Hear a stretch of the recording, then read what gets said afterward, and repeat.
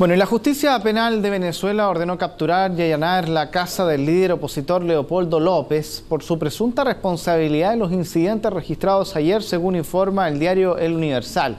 Bueno, las protestas de este miércoles dejaron un saldo de 3 personas muertas y más de 20 heridos, y queremos ahondar en este tema, y para eso vamos a conversar con el vocero de la Unidad Democrática en Chile, José Noguera, que le damos la bienvenida. ¿Cómo está? Mucho gusto, buenos días. A ver, ayer se llamó a una movilización pacífica por las calles, que fue bastante masiva, pero donde finalmente uno termina viendo la real dimensión de lo que está ocurriendo acá, que son dos pueblos completamente opuestos y que se está generando un nivel de enfrentamientos que genera una situación compleja. ¿Usted cree que esa forma, independiente de quién sea el que provoque o no provoque esta situación, esa forma de llevar adelante un conflicto y tratar de solucionarlo, va a llevar a que esto en algún minuto se solucione y lleguen a sentarse en la mesa, ya sea el presidente con el líder opositor? Mira, esto no se trata de un problema de oposición y gobierno. Lo primero que hay que puntualizar es que esta protesta no es una protesta organizada por la oposición como tal, sino que fue una protesta espontánea, fundamentalmente espontánea, liderizada por la sociedad civil, pero principalmente liderizada por las organizaciones de estudiantes en Venezuela. Todo este cuento comienza cuando después de un año terrible, el peor año en la historia de Venezuela en ese sentido, donde hay casi 25.000 asesinatos, la tasa de asesinatos más alta del mundo. Luego de conocerse esas cifras, ocurre el asesinato de la Miss Venezuela, que fue realmente un escándalo y que realmente impactó la opinión pública. Luego, más recientemente, se han dado unos problemas terribles con la inflación. Venezuela tiene hoy en día la inflación más alta del mundo, tiene unos severos problemas de escasez. La gente va a comprar harina, va a comprar café, va a comprar espagueti, va a comprar carne y tiene que hacer unas filas inmensas de 2-3 horas y a la final igual no consigue el producto. Los índices de escasez están cerca del 30%, es decir, cerca del 30% de la canasta no se consigue. Entonces, en esa situación, en algún momento determinado, unos estudiantes en la ciudad de San Cristóbal, en la ciudad fronteriza de San Cristóbal, salieron a simplemente protestar. Fue algo totalmente espontáneo. No fue organizado por nadie en particular, fue organizado por unos estudiantes. Resulta ser que en los días subsiguientes esas protestas empezaron a expandirse. La gente empezó a expandirse, luego se contagiaron a otras ciudades y de golpe nos encontramos con el Día de la Juventud, que es una fecha patria en Venezuela donde se conmemora una batalla muy importante durante la Guerra de la Independencia, en la cual los estudiantes, el movimiento estudiantil como tal, llamó a hacer una gran demostración para ponerle un freno al crimen y para ponerle un freno al problema económico. ¿Cuál fue el resultado de esto? La protesta fue totalmente pacífica hasta el final. Incluso, por ejemplo, en el caso de Caracas, los estudiantes y los manifestantes llegaron hasta la Fiscalía. En la Fiscalía habían más de 400 guardias nacionales protegiendo la Fiscalía que impedían el paso.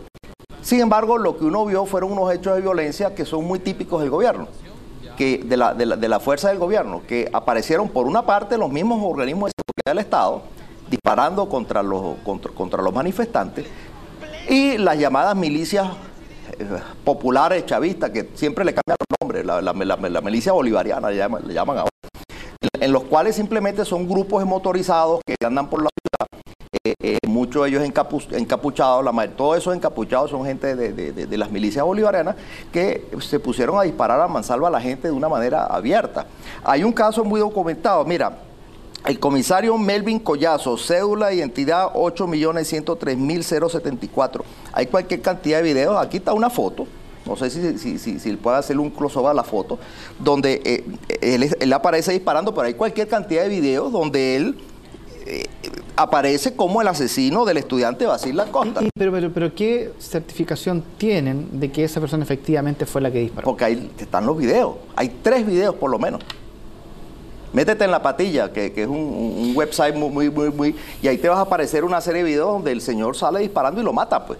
Y así uno ve, hay videos donde salen helicópteros, policías disparando hacia abajo. Vamos al tema, vamos más al tema de fondo, donde efectivamente sí, hay muchos videos, yo estuve viendo en YouTube y efectivamente existen esos videos, pero hay un tema de fondo que es una sociedad donde tienen a un gobierno que es muy criticado, y por otro lado, miembros de una oposición que también están completamente distanciados en términos de buscar un tipo de solución de acercamiento, y estamos viendo entre medio en el jamón de este sándwich, como se dice, una sociedad que la está sufriendo toda, que no tienen alimentos, que ven que no se ven representados. Y de hecho, hoy día de la mañana entrevistamos a Guillermo Miguelena, secretario general del Partido Acción Democrática, a través de las pantallas incluso, donde él señala que efectivamente llegó un momento en donde ellos creen que, y están dispuestos a sentarse a hablar con Nicolás Maduro para en una mesa ponerse de acuerdo y ver cómo se soluciona todo esto. Sí. ¿Usted ve eso como una alternativa viable? Porque si no, aquí en la sociedad venezolana, los que trabajan todos los días, que muchas veces se critica que en Chile también, los que se levantan, trabajan, van, compran pan y todo, están sufriendo todo esto. Sí, pero es que el problema es que no es sentarse a dialogar, sino sentarse a dialogar sobre la base de qué. Realmente el gobierno ha dicho, sí, siéntense a dialogar, pero a la hora de la verdad no hay ningún tipo de cambio de política. Cuando tú tienes, por ejemplo, un problema concreto como el problema del crimen, el mismo ministro del Interior ha reconocido que alrededor de un cuarto de los crímenes en Venezuela hay participación de policía. Es decir, la policía es parte del crimen, es un componente importante del crimen en Venezuela. Entonces dime tú, ¿qué puede dialogar la oposición ahí? Ahí la iniciativa tiene que tomar el gobierno para empezar, purgando a las policías. Pero si ellos no lo toman, ¿cuál es la solución entonces? Si ellos no lo toman, ¿un golpe que algunos han planteado también? No, porque eso también lleva al caos. No hay que irse por la vía de que hay que plantear golpes. Siempre hay que buscar soluciones pacíficas. Pero la solución es seguir presionando hasta que el gobierno cambie de política. ¿Y usted cree que eso puede ocurrir? Tiene que ocurrir. Porque si no ocurre, entonces ahí es donde se van a venir los problemas que nadie quiere.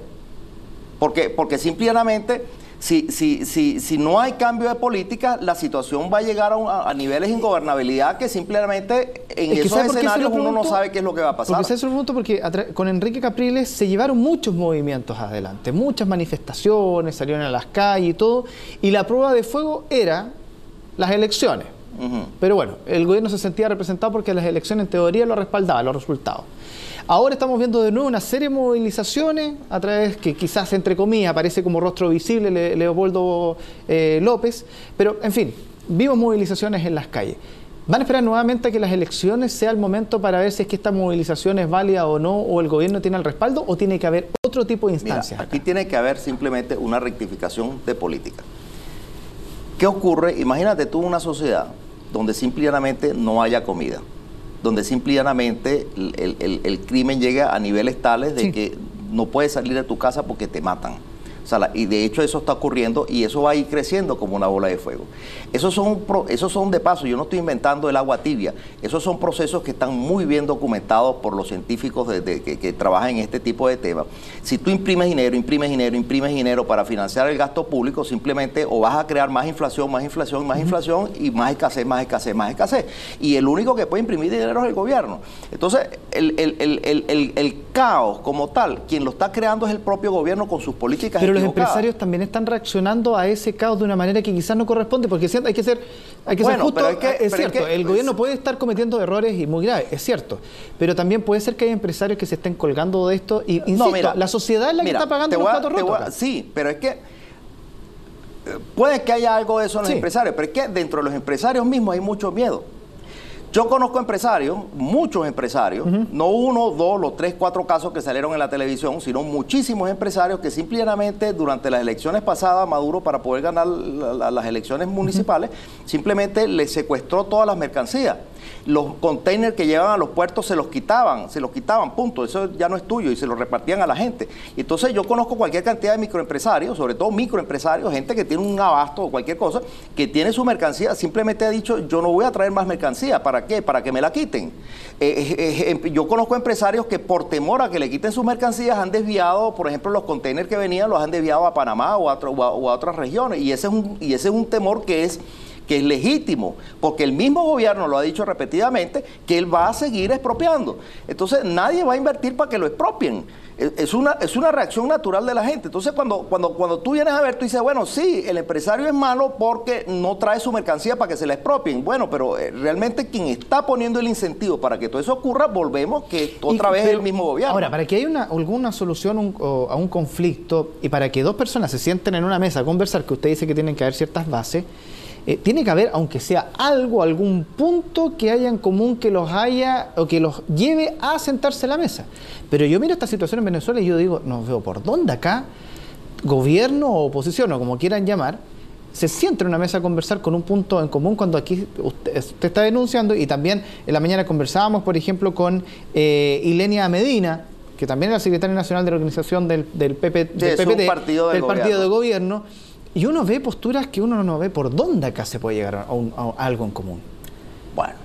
Y ahí lo lleva a la pregunta que hice anteriormente, ¿por dónde hay una salida? Porque si no, lo del golpe, que muchos lo han planteado, pero que no es el camino que debiese tener. No es el camino. Claro, es el temor que muchos tienen, que la sociedad tiene. No es el camino que hay que tomar.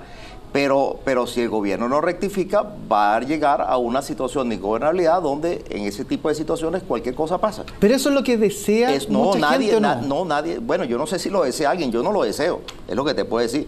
Yo sé que la Mesa de la Unidad Democrática no lo desea, la inmensa mayoría de la gente del pueblo de Venezuela no lo desea.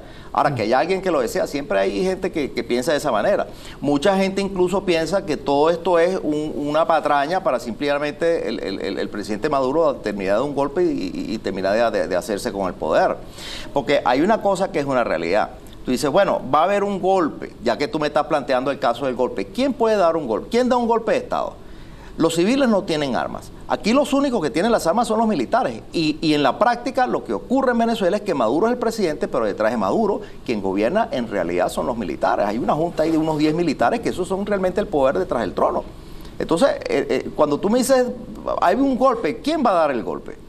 La oposición. Yo soy un civil, yo no tengo un arma, yo no tengo ni un cuchillo para salir a pelear. Los que pueden dar los golpes son los militares, y los militares son los que están gobernando. Entonces, cuando tú me dices, vamos a dar un golpe, ¿quién va a dar el golpe?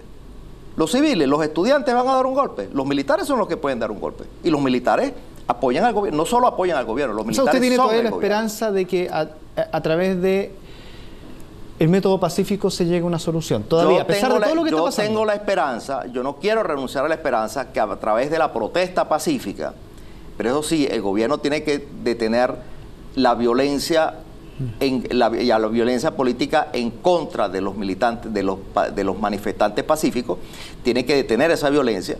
Pero yo sí creo mucho que a través de la protesta pacífica hay que forzar al gobierno a establecer un cambio de políticas que permita depurar la policía, desarmar a los grupos, a las milicias bolivarianas que tanto crimen causan en la sociedad, y a rectificar las políticas que puedan restablecer el empleo, puedan restablecer el abastecimiento y puedan detener la inflación.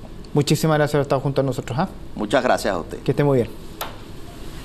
Bueno, y cuando son las 11 nos vamos a una pausa y ya volvemos.